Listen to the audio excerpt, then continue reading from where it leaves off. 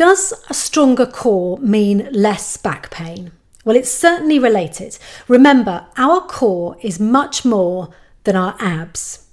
It's our lower back, pelvic floor, all our abdominal muscles, our glutes and our hips. It's our entire trunk or centre. And if that central vital muscle system is compromised, and by that I mean not as functional or strong as we want it to be, then another body part has to take the strain, usually our lower back.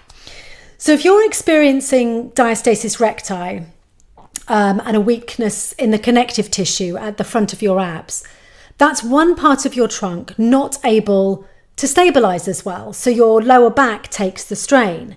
If you're bending over to pick up your child or anything else heavy and you're not stabilising your deep core muscles and using your glutes effectively as you stand upright, your lower back takes the strain.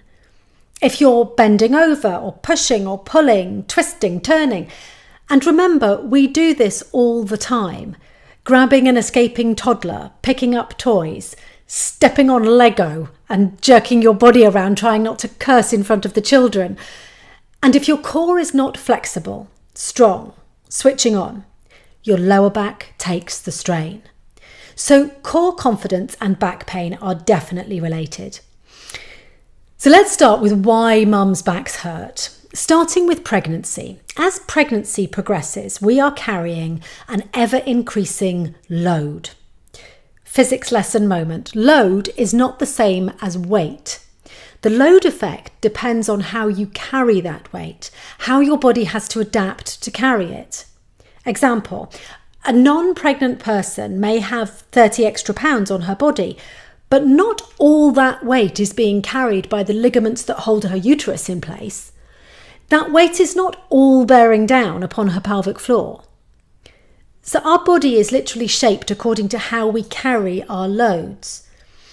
Pregnancy doesn't cause poor alignment or posture, but our alignment habits will be exaggerated with the extra load of pregnancy, and that's when we get pain. If your body is not stacked in a position that means it can work right, then you could be exercising to keep those body parts in the wrong place. It's really good stuff. You'll start to learn to look at people's feet and backsides in a whole new way. I promise, it's fascinating.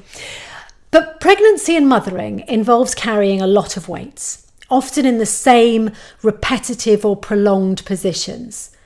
Awkward, uncomfortable positions that if we don't easily shift from, so like feeding our baby. I can remember struggling to breastfeed in the early weeks. And once she was latched on, it didn't matter how uncomfortable or unbalanced or stiff I was not moving. Sound familiar? And even if we don't totally notice it at the time, how many times have you stayed rigid in one position, feeding your baby, holding a sleeping baby or sleeping child, willing a baby or a toddler to fall asleep or stay asleep? And then there's carrying our babies and children. One hip stuck out to support, both hips thrust forward, ribs out in front to form a shelf to take the weight.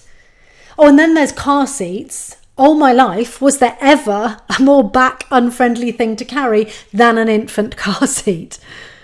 And then, of course, there's kicking the car door shut with the car seat hanging from one elbow, and the other kid runs in the opposite direction, so you lunge to grab him, and the phone's under your ear, and you're trying to find the door key, and you need to pee.